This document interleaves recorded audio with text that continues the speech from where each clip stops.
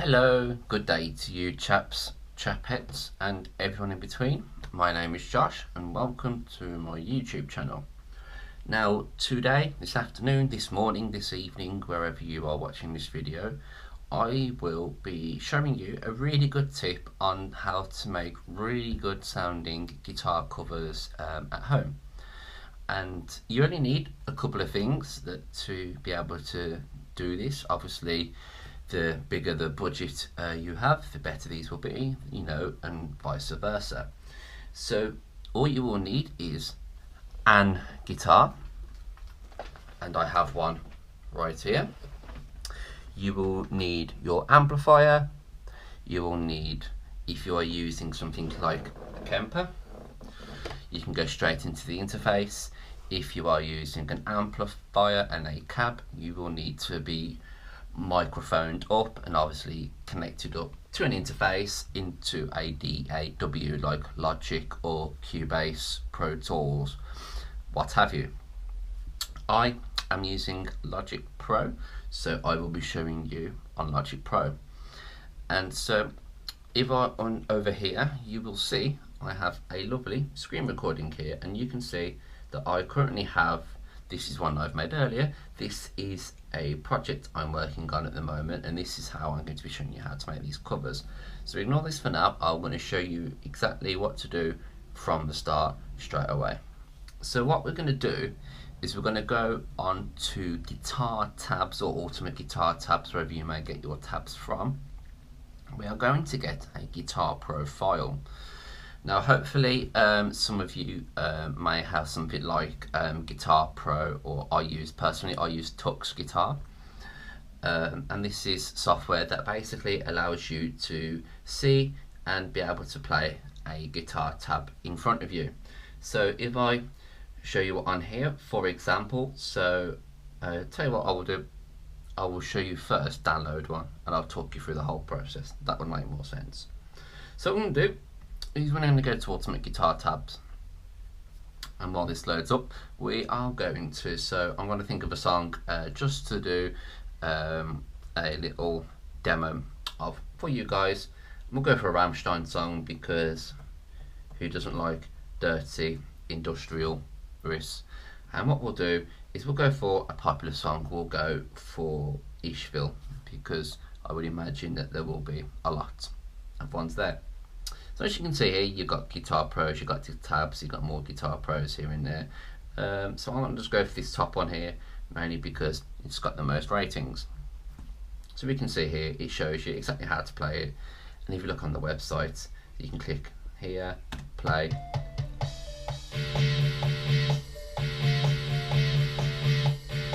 I mean, that is just metal, so metal.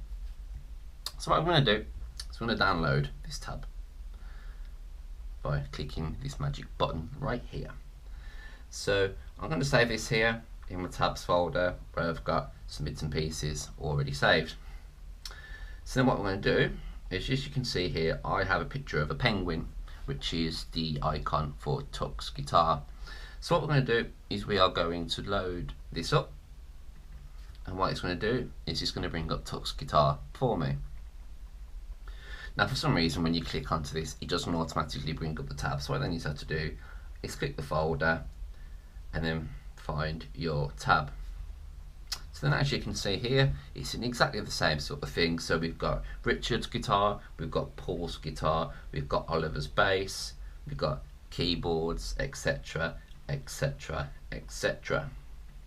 Now this is where it's actually very simple to do, and it's a really good little hack.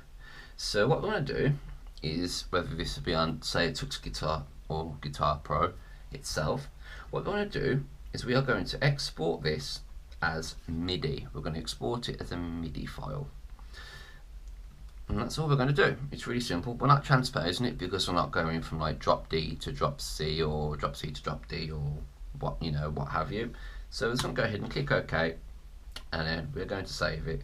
I'm going to save it into my is it there? No, it's not. So do the old-fashioned match, expose this, and I'm going to put it into my MIDI file, where you can see I've already got some saved. So I'm going to go ahead and do that. So once you've done that, you can go ahead and close Tux Guitar. And if you want to, if you already know the song, you can delete the file like so. So this is where we're going to get a little bit technical-ish. So I'm going to boot up Logic Pro. I'm just going to go new straight away.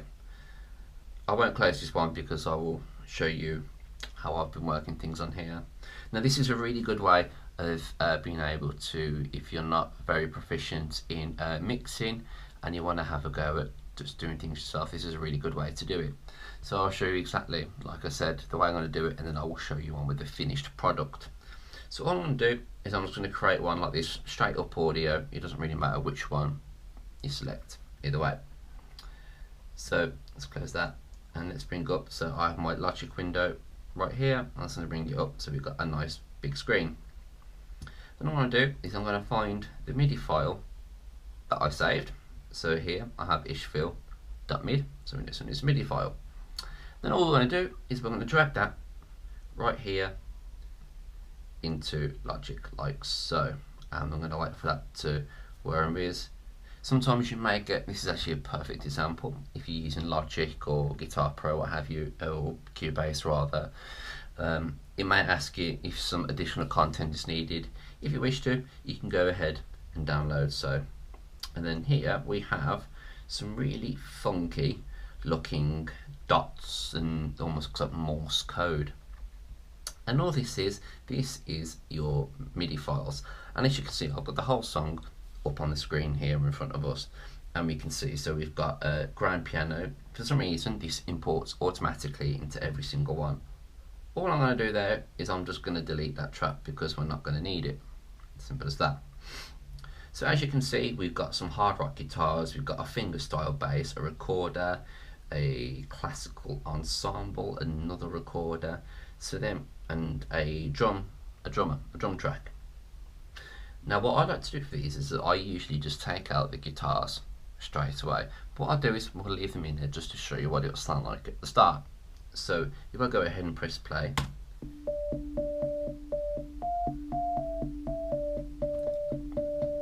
the drums come in.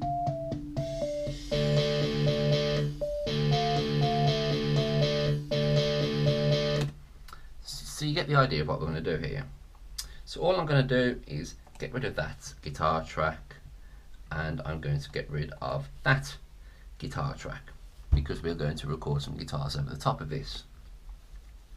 Now what's very good with this is how I usually like to do my recordings.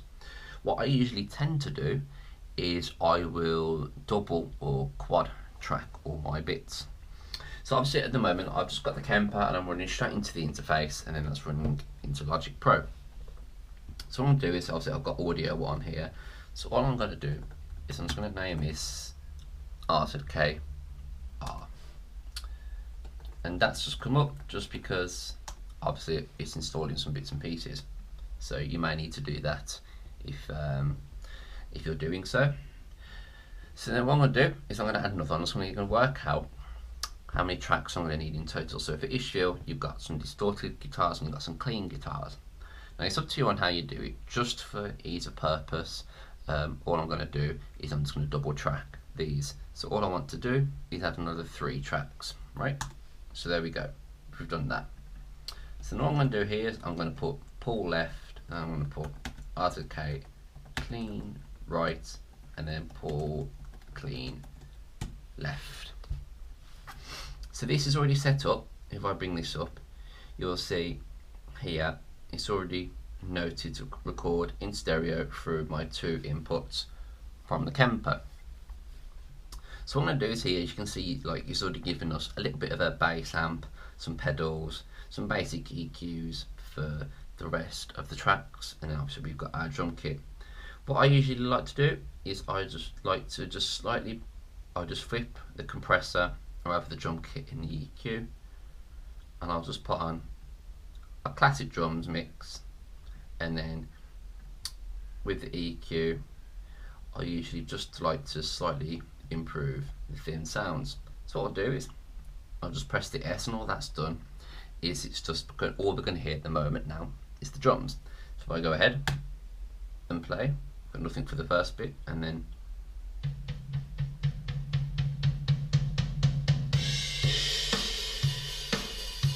I turn the compressor off, you can hear it's a bit quieter.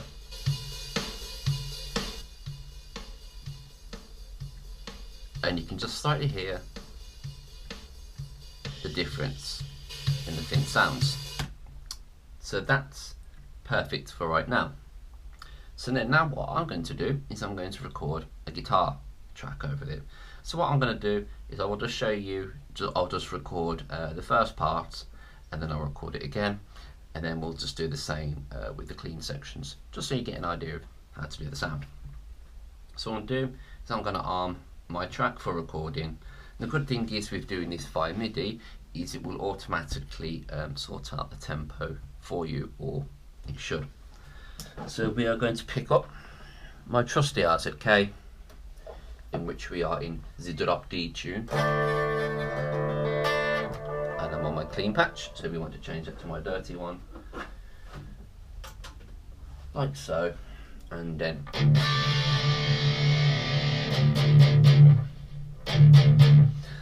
a good thing to make sure to do is, it's a good habit to do, is on the interface, whichever interface you may use, you will see a sign of it clipping.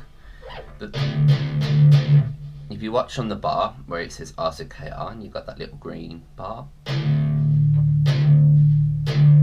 you can see it's just in the yellow. You want it sort of, you want to get it to turn it, keep chugging, and you want to stop it as soon as it gets just to red, and then slightly back off the volume, just so then when you start to EQ, you're not going to get too much gain come through. So now what we're going to do now is we're going to record the first part of this song. Count us in.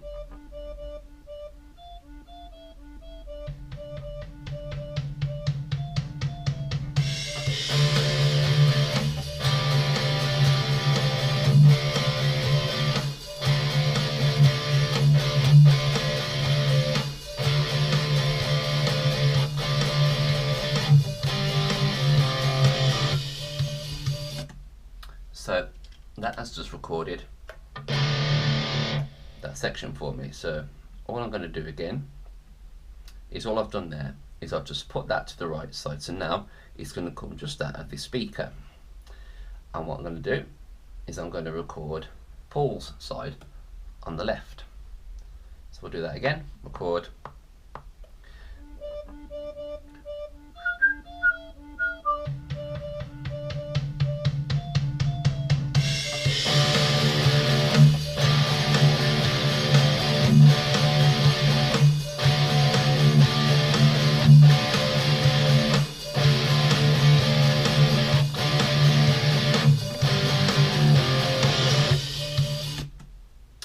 And that's all you're going to do for all of your guitar parts, whether it's your cleans, your solos, your rhythm tracks, and that's how you're going to want to do it.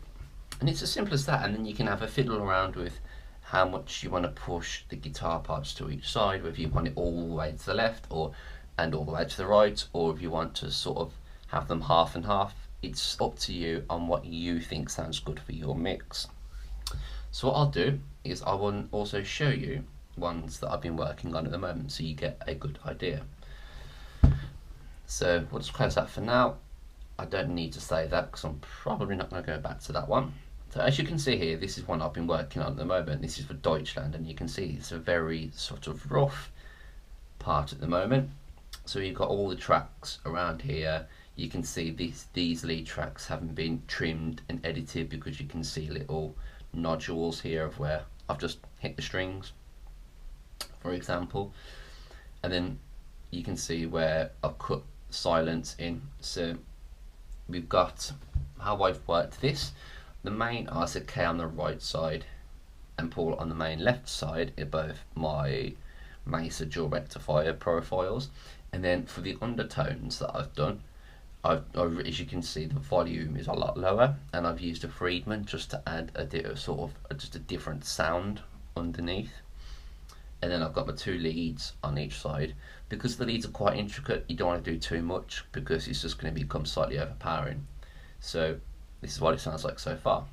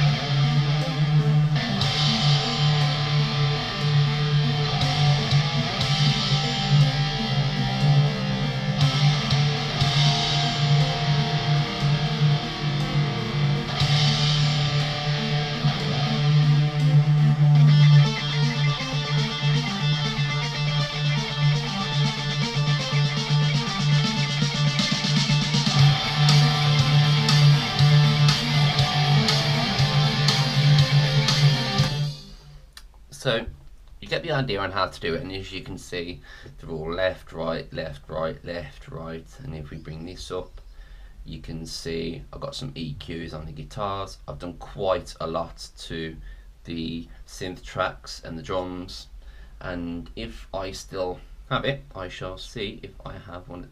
Here we go, one of the finished ones that I've done.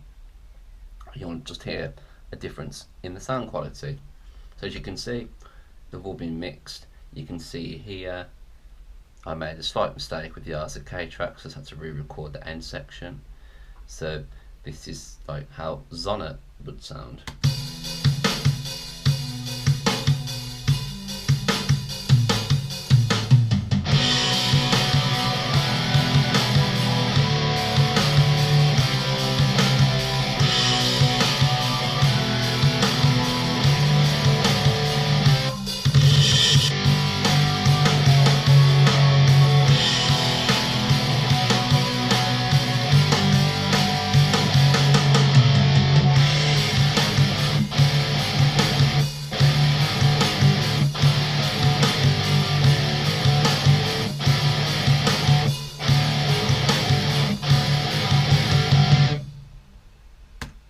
And that is a little guide to making very good sounding studio covers at home. So I hope you enjoyed this sort of relatively short and informal video rather. If you've got any questions, or if you're having any trouble, please do not hesitate to send me a message and I can happily help you out and put you in the right direction. If you enjoyed this, please drop a little like below, comment if you wish, a share would be much appreciated, and of course if you're not already, subscribe and join the family. So I hope you enjoyed that, and until the next time everybody, take care.